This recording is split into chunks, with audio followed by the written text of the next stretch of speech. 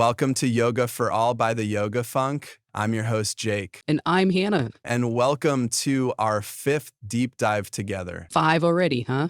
Can you believe it? I know. Time flies when you're having fun exploring the world of yoga, right? Absolutely. And speaking of exploring, today we're diving into a topic that's near and dear to all of our hearts, I think. Better sleep. Oh, yeah, sleep. Who doesn't love a good night's sleep? Especially these days, right? With everything going on. Exactly. And you know what's even better? What's that? We're going to explore how yoga can help us achieve that elusive, peaceful slumber. Sounds like a dream come true. I'm already feeling more relaxed just thinking about it. Well, get ready to feel even more relaxed because our guide for this journey is episode 5 of the Yoga Funk podcast. Catchy title, right? Yoga for better sleep practices to unwind and rest. I love it. It's like they knew exactly what we needed. It's like they were reading our minds. So what can our listeners expect from this episode? What kind of gems are we going to uncover? Oh, we've got a whole treasure chest of goodies waiting for us. In this episode, we're talking specific yoga practices, relaxation techniques, and even tips for creating a sleep-friendly routine. Like the ultimate sleep toolkit. Exactly. Whether you're a seasoned yogi or just starting out, this episode has something for everyone. I'm excited to sleep better. So let's start with the basics. Why is yoga such a powerful tool for improving sleep? Okay, so yoga is amazing because it tackles both the physical and mental aspects of sleeplessness. Okay, I get the physical part, right? Stretching, relaxing the body. But what about the mental side of things? Well, that's where yoga's emphasis on breath work and mindfulness comes in. These practices help to calm the nervous system and quiet the mind, basically hitting the reset button on all that stress and tension that keeps us up at night. So it's like a two-prong approach, relaxing the body and calming the mind. Exactly. And, when we talk about calming the nervous system, we're talking about activating something called the parasympathetic nervous system, which is basically our body's built-in relaxation response. So it's like hitting the chill button for our entire being. Exactly. It's like telling our bodies, hey, it's time to unwind. It's time to rest. And I'm guessing this has something to do with those stress hormones we always hear about. You got it. Yoga helps lower cortisol levels, which, as we know, can wreak havoc on our sleep. Yeah, cortisol is definitely not our friend when it comes to getting a good night's rest. Nope, not at all. So less stress, less cortisol, more sleep. It's a win. Win. Absolutely. And beyond the whole nervous system thing, yoga also just feels good, right? It helps release all that tension we build up throughout the day. Oh my gosh. Yes. Especially in our neck and shoulders. And don't even get me started on my shoulders. By the end of the day, they're practically in my ears. I feel you. And that's where yoga's gentle stretches and poses come in. They target those tight spots, those knots, and help to alleviate that muscle tension, promoting a sense of ease throughout the whole body. It's like giving our bodies a much needed hug. Right. And when our bodies feel good and relaxed, our minds tend to follow suit. Makes sense. So basically, yoga is like this magical elixir for both body and mind, preparing us for a peaceful night's sleep. Yeah, it's like the ultimate pre-sleep ritual. I'm already feeling more zen just talking about it. So let's get specific. What kind of poses do you recommend for better sleep? Okay, buckle up. We're about to dive into 5 sleep-enhancing poses that are going to rock your world, or at least your sleep schedule. I'm ready. Bring on the poses. All right, so first up, we have child's pose or balasana in Sanskrit. Child's pose. I've done that one before. It's very gentle, very relaxing. It is. It's the perfect pose for beginners and experienced yogis alike. It's all about releasing tension in the back, hips, and shoulders. Basically, all those areas where we tend to hold stress. I know I definitely hold a lot of tension in my shoulders and back. Me too.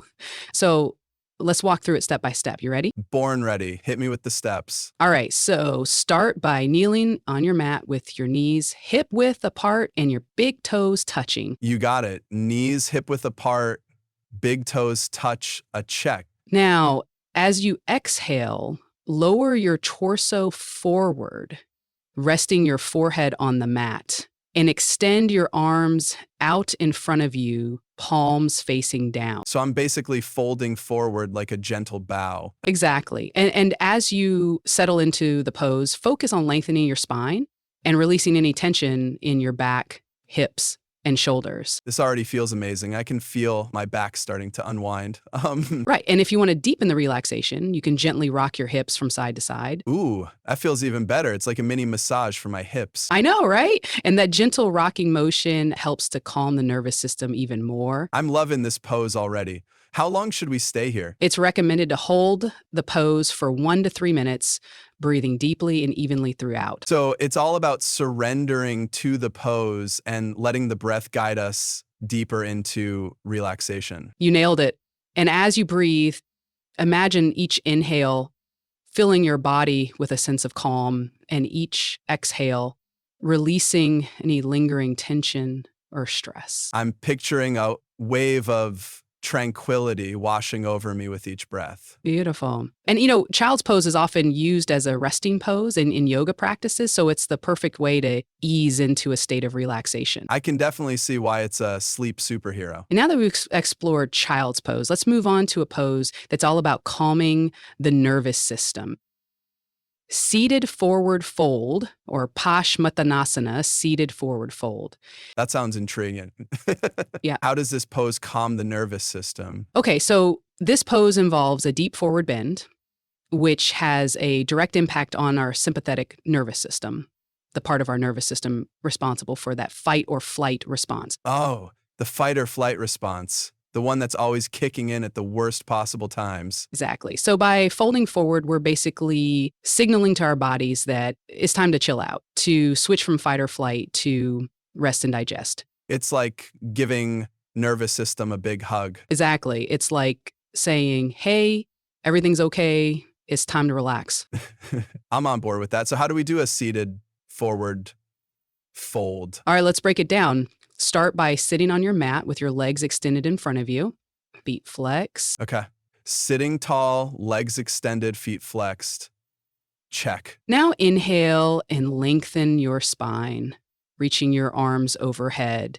As you exhale, hinge forward from your hips, keeping your spine straight. So it's not about rounding my back, but maintaining a long spine as I fold forward. Exactly. And as you fold forward, reach for your toes or shins wherever feels comfortable. It's not about how far you can reach. It's about finding that sweet spot where you feel a nice stretch without any strain. I'm feeling a good stretch in my hamstrings and back. Is that normal? Absolutely. Seated forward fold is fantastic for stretching the entire back side of the body, from the hamstrings to the spine. And I'm also noticing that my heart rate feels a bit slower. Is that part of the nervous system magic? It sure is. That forward bend helps to lower blood pressure and calm the heart rate, creating a sense of deep relaxation. This is amazing. I'm already feeling more peaceful. And the best part is, you can hold this pose for as long as you like. It suggests 1 to 2 minutes, but you can adjust that to your comfort level. So, like child's pose, it's about finding that sweet spot where you can surrender to the stretch and let your breath deepen the relaxation. Exactly. And as you hold the pose, imagine your spine lengthening with each inhale and your body softening with each exhale. I'm picturing my spine like a long, flowing river, carrying away any tension or stress. Beautiful imagery. And that's the key here, connecting the physical sensations with mental relaxation. It's like a mind-body dance, moving us closer to a state of peaceful slumber. Well said. And now, let's add another move to this dance, shall we? Let's explore a pose that targets a different area of the body, the spine, with supine twist, or Supta Matsyandasana. Supine twist. I love twists. They always feel so good. So tell me more about this one. Okay, so supine twist is awesome for releasing tension in the spine, which we all need after sitting at desks or staring at screens all day. And it also gently massages the internal organs. Hold on. A spinal massage, A&D, an internal organ massage. Sign me up. how do we get into this pose? All right, picture this. You're lying on your back with your knees bent and your feet flat on the floor. Okay. Lying down, knees bent, feet grounded, ready to twist. Now hug your knees into your chest and then drop them over to one side. Keeping your knees and hips stacked, extend your arms out to the sides, palms facing up. Lay over, stir loosely also down to the tail, and bring your hands up. So my knees are falling to one side and my upper body is twisting in the opposite direction. You got it. And to deepen the twist, you can gaze over your shoulder in the opposite direction of your knees. I can feel my spine lengthening and releasing with each breath. It feels so good. Like a gentle wringing out. Right? And as you hold the pose, notice how the twist gently compresses and massages your internal organs, which can aid digestion and promote detoxification. A twist that detoxifies. I love it. So it's a gentle way to stimulate the digestive system and encourage the release of toxins. Amazing. I'm learning so much about the hidden benefits of these poses. There's always something new to discover in the world of yoga, right? Absolutely. So what's next on our sleep-enhancing pose adventure? Okay, get ready for this one. It's called legs up the wall pose, or Viparita Karani. And it's basically like a mini vacation for your body and mind. Legs up the wall pose. That sounds intriguing. What makes this pose so special? Well, for starters, it's a gentle inversion, which means your legs are elevated above your heart. And I've heard inversions are great for circulation. They are. This pose helps to improve blood flow and lymphatic drainage, which reduces swelling and promotes relaxation. So it's like giving our circulatory system a boost while also calming the body. Exactly. And it's especially beneficial for relieving tired legs and feet, which I think we can all relate to after a long day. Oh yeah, my feet are definitely feeling it after all the running around I've been doing today. So how do we get into this pose? You'll need a wall for this one, but it's super simple. Start by sitting with your hip close to the wall. Then swivel your body so that your legs are up the wall and your back is on the floor. So I'm basically lying perpendicular to the wall with my legs resting vertically against it. That's it. And make sure your hips are close to the wall but not pressed against it. You can adjust your distance from the wall depending on your flexibility and how it feels. Okay, I'm in the pose. My legs are up the wall and I'm feeling a gentle stretch in my hamstrings. What do I do with my arms? Just relax your arms by your sides, palms facing up. You can also place a pillow or blanket under your head for extra support. This feels incredible. It's like all the tension is draining out of my legs. I know, right? And as you hold the pose, focus on your breath, noticing how it becomes slower and deeper. It's like my breath is guiding me into a state of tranquility. That's beautiful. And as you breathe, imagine your legs becoming lighter and more energized as the blood flow improves. It's like my legs are being filled with a fresh wave of energy. And as you surrender to this pose, notice how your mind starts to quiet down, as if the worries of the day are melting away. It's amazing how such a simple pose can have such a profound effect on both the body and mind. Right? And that's the beauty of yoga. It's accessible to everyone, and it can make a real difference in our lives. Absolutely. So we've explored 4 amazing poses so far. What's the final pose in our sleep-enhancing lineup? Okay, the grand finale, the pose that's often considered the ultimate relaxation pose. Savasana, or corpse pose. So, Corpse pose. The name sounds a little intimidating, but I have a feeling it's anything but scary. you got Savasana is the final resting pose in most yoga practices.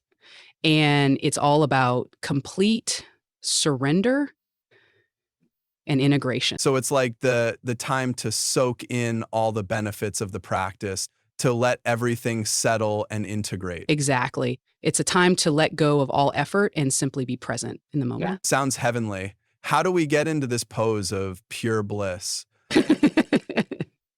Okay, so Savasana is often described as the easiest pose to do, but the hardest pose to master. Because it's not about doing anything, it's about being. I can see how that could be challenging, especially in our go, go, go worlds. Exactly. But trust me, it's worth the effort. So here's how you do it.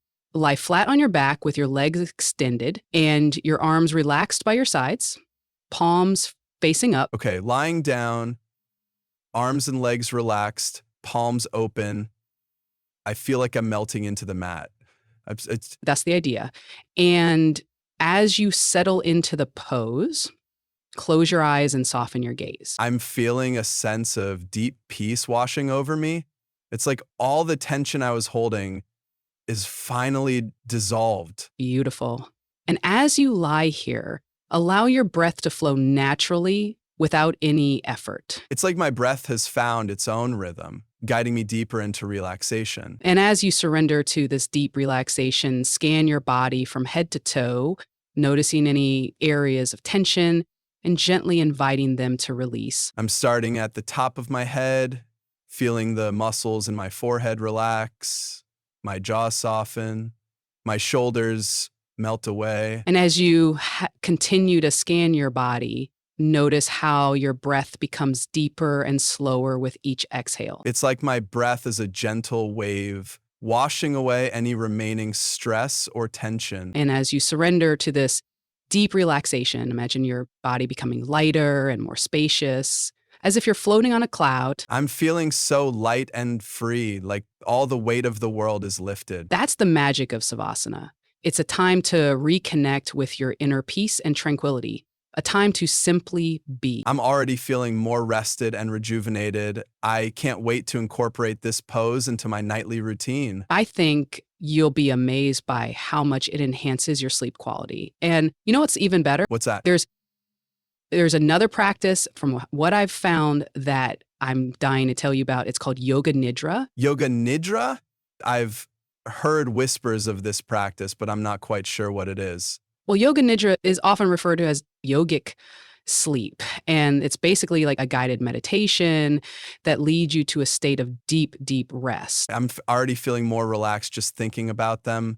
But before I completely drift off, I'm really curious about that Yoga Nidra thing you mentioned. Ah, yes, Yoga Nidra. It's like taking relaxation to a whole new level. Like relaxation on steroids. Exactly. It's often called yogic sleep. And it's this amazing technique that can seriously boost your sleep quality. So we're not talking about actually falling asleep, right? Yeah, not quite. It's more about tapping into the state between waking and sleeping. Sleeping where your body is totally relaxed, but your mind is still aware. Kind of like that hazy zone right before you doze off. Ooh, I know that feeling. It's like being in a dream state, but you're not actually asleep. Exactly. And that's where the magic happens. Your body gets to fully unwind while your mind stays alert enough to soak in all the good vibes.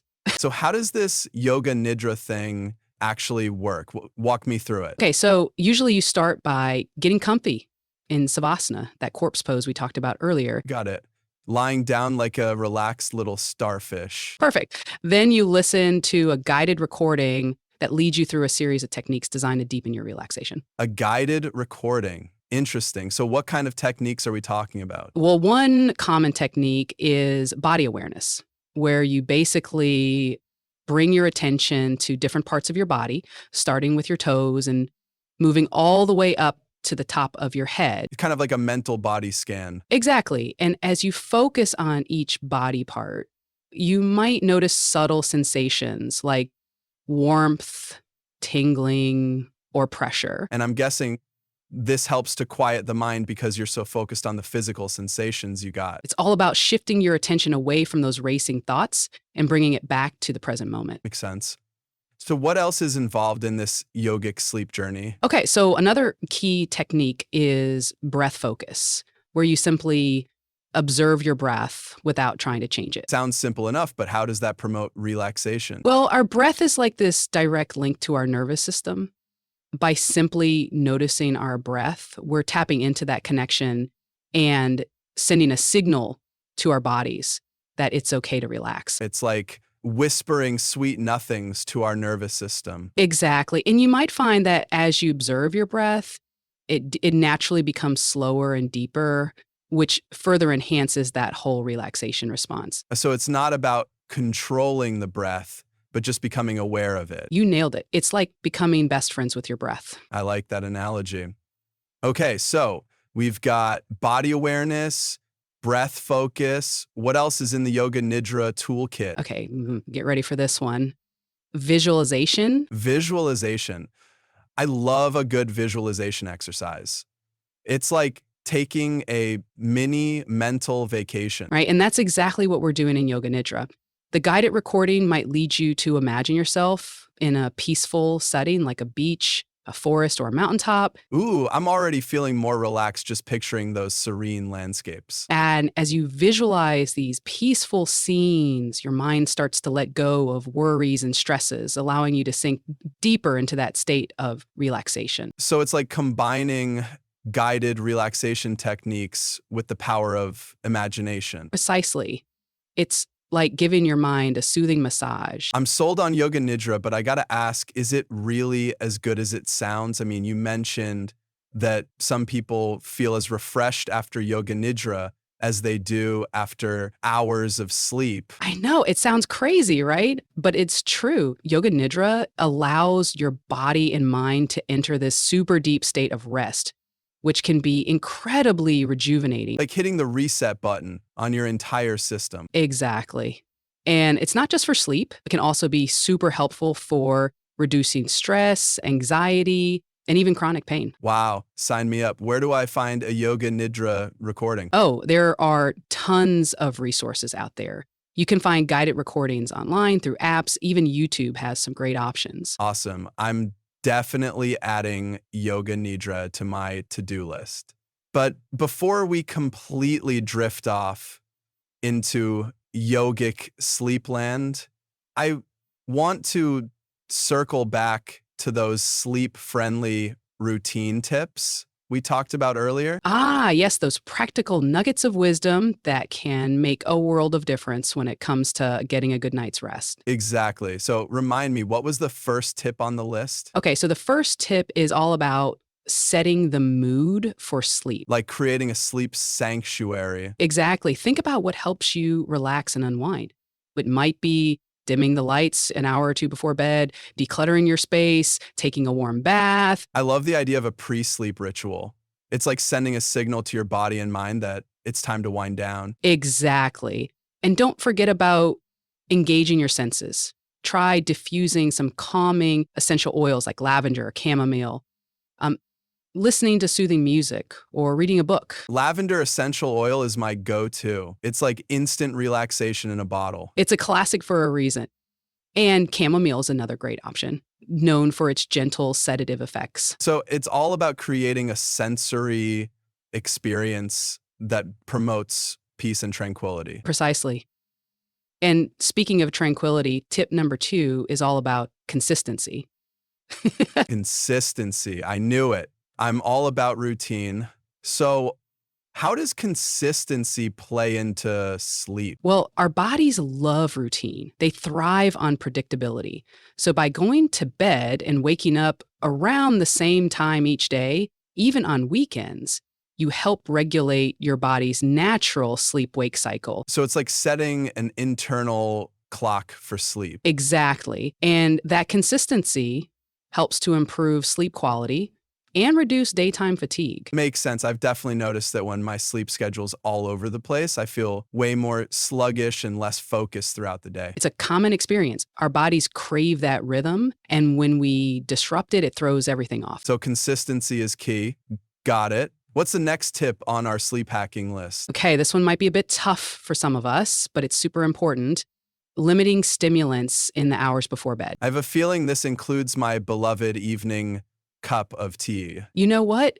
Caffeine, even in small amounts, can interfere with sleep onset and quality. Okay, fair enough. I guess I can swap my evening tea for calming herbal infusion. That's a great idea. And it's not just caffeine. Nicotine and alcohol can also mess with your sleep, even though they might initially make you feel drowsy. I never thought about that, but it makes sense. Alcohol might help you fall asleep, but then it disrupts your sleep later on.